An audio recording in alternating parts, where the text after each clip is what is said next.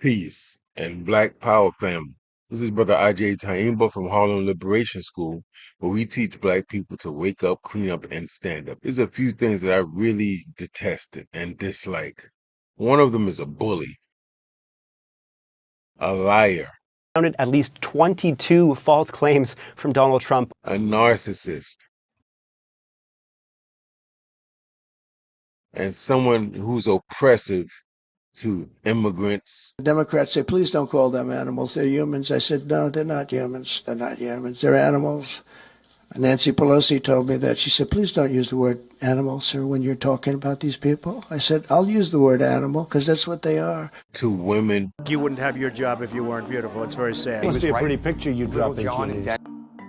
And I'd look her right in that fat, ugly face. I don't want to sound too much like a chauvinist, but when I come home and dinner's not ready, I go through the roof. A person who's flat-chested is very hard to be a 10. I've said that if Ivanka weren't my daughter, perhaps I'd be dating her. To Black people. I'm asking for the vote of every single African-American citizen in this country. What do you have to lose? You're living in poverty. Your schools are no good. You have no jobs. 58% of your youth is unemployed. What the hell do you have to lose? Look at my African-American over here. Look at him. More than me just being disgruntled or you being disgruntled or bitter, the time dictates that we have to do a few things. We have to teach our community, educate the community on what a threat this man and his type of thinking and his type of misleadership is. Educate the community on Project 2025, potentially diabolical effects in our community, how it will negatively impact many of us in terms of